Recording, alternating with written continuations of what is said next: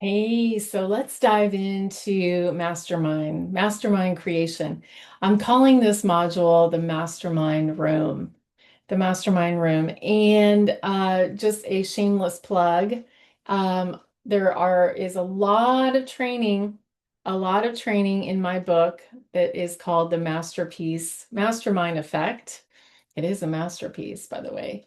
And so don't delay, don't deny, don't delete. Go make sure you have read this uh, and taken notes. So let's dive into the official training for today. We are talking about masterminds. I have had a running mastermind for 10 years and 10 months as of the time of this recording. Masterminds, the mastermind room. So I want you to design and lead your mastermind with confidence, clarity, and courage. How's that? Doesn't that sound like a good plan? Yes? Yes, it is. And the goal here is to build a container that multiplies the transformation, the revenue, and the legacy through community. I love community. So this is one of my favorite topics, as you know, or else I wouldn't have written a book about it, or I wouldn't have continued to host, lead, and enroll people in my masterminds. Masterminds have changed my life, actually. Uh, I'm in masterminds. I lead masterminds. You can have a mastermind, a mini mind, a micro mind. You can have a 5-day mastermind. Actually, I'm about to roll out a 5-day mastermind, right? So they have shaped my business, my income, my leadership, and my friendships. I've actually I've built $1 million in income over 10 years with a combination of masterminds, VIP days, private coaching. And at the beginning of that, I was running my membership. And truly, my best friends I've met in masterminds. Now, I didn't set out to build a mastermind. Actually, my coach at the time suggested it, and I was really kind of circling the drain with my income. And most importantly, she knew who I was. She knew how I was built. And I am built for community. I am built for community.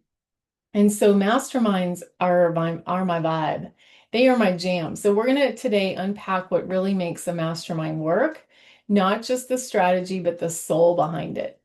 So here's point number one, the purpose of a mastermind, the purpose of a mastermind.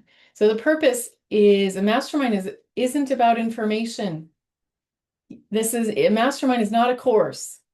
A mastermind isn't about information, it's about transformation through connection. It is a sacred circle of women and men. Often I've been in co-ed masterminds. Sacred circle of women and men who are ready to rise together. It's not you teaching, it's you facilitating. It's about creating a container where every person brings the wisdom, accountability, and perspective. Think about it like this. A coaching program transfers knowledge. We I love coaching programs. I love knowledge, but a mastermind multiplies the wisdom. Okay. So the next thing I want to make sure you know is that the anatomy of a mastermind. Let's talk about the structure, the bones, so to speak, of your mastermind. So there's a few key questions you'll need to answer. Number one, how long will it run? Is it 90 days? Is it 6 months? Is it 12 months? Uh, is it a shorter version, a micromind, 30 days? Number two, how many people will you accept? And here's a hint, intimacy beats size. So when somebody says they're in a mastermind with 50 people, I just laugh. I laugh. My mastermind started with 2 people. It's had as many as 16 people. And so somewhere in the middle is the right answer, probably 8, 9, 10, 12. Okay. Number three, how often will you meet? Are you meeting every week? Or are you meeting bi-weekly? I suggest either one of those. I have most of the time done weekly meetings for my mastermind, but I'm about to shift that to be bi-monthly. And how long are those meetings? 90 minutes or 2 hours, right? Because you want people to have come and get what they need and build those intimate relationships. Once a month is not enough. Let's just say that straight up. Number 4, how will they connect between calls? Is that going to be Telegram channel, a Voxer channel, private group on Facebook? What's your, Slack? Where are they going to meet? I don't use Slack, by the way. Number 5, what level of access do they get to you? In your mastermind, is there included private coaching? Do they get one Zoom a month? Do they get no Zooms privately with you? Do they get unlimited Voxer, unlimited Telegram, or do they have once a week a Telegram time with you or Voxer time with you? You get to design this. There's no one right way. I know, I'm going to keep telling you that. There's only your aligned way. All right, teaching point number 3, my friends. Let's keep on. The 3 core pillars of a powerful mastermind. Now, every mastermind that I've run over the last decade is built on 3 core pillars. Okay, pillar number 1 is safety. People need to feel safe to be seen, to share, to be real. This is where the deep transformation happens. Pillar number 3 is stretch. A mastermind should stretch people, not stress them, stretch them. And it should pull them into courageous action. It's a feeding ground. It is a laboratory. It is a place to really stretch what you know and hear things you never would have heard before, and then go out into the world. And pillar number 3 is the synergy. That's that magical energy that happens when everyone brings their brilliance. You can't plan it, but you can protect it. You have to protect it. Your job as a leader of a mastermind is to protect who gets in there. And this keeps the room sacred. This keeps the room, and believe me, I've had to not accept people into my mastermind that wanted to be in there. I've had to remove people from my mastermind. This is the hard stuff that we don't want to talk about, but we have to talk about it. Next teaching point is the power of curation. So one of the biggest mistakes I see is treating a mastermind like an open enrollment group, right? So no, that's not the answer. You don't fill a mastermind, you curate it. You handpick the people who belong in that room, because when you get the right mix of energy, experience, and calling, that's when the room becomes electric. Don't be afraid to say no. You're going to have to. You got to protect that container, because the right people make the room magic. Teaching point number 5 for you here today is the role of you as the leader. And as the leader, your role shifts. You're not just a coach anymore. You're a facilitator of brilliance. You help everybody feel seen, whether you're in a room like I just did in a room. My job is to facilitate the room. Facilitate who's speaking and make sure everybody gets time to speak. And it's a craft, it's a nuance, it is a skill set. You'll be the holder of the energy in the room. You're going to create the safety, and you're going to call people higher. You're going to learn when to speak and when to stay silent, and when to hand the microphone to someone else. You're going to become, or already are, the architect of momentum. Yee! Your job isn't to have all the answers. It's to ask the powerful questions that unlock the collective genius in the room. Because you often know that she knows something that she needs to know.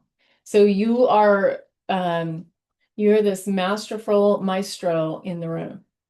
Teaching point number 6, the revenue and retention power of masterminds. So let's get down to numbers.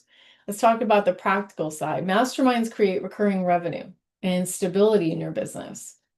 So often for me, clients come in doing a VIP day, or they come in through private coaching. They often from there step up into joining my mastermind for ongoing support. And I have women in my mastermind that have been in for 9 years. I have women that have been in continuously for 5 years.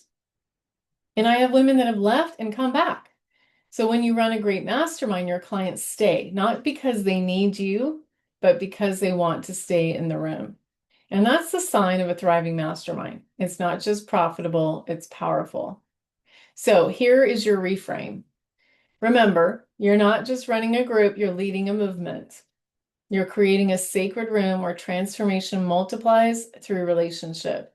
That's what a mastermind really is. It's not just a container, it's a catalyst. So this week, this module, your assignment is to build your own mastermind blueprint. You're going to outline your mastermind promise, the structure and the length, how often you'll meet, how people can connect between calls, and what makes your room unique. My mastermind is for Christian women entrepreneurs.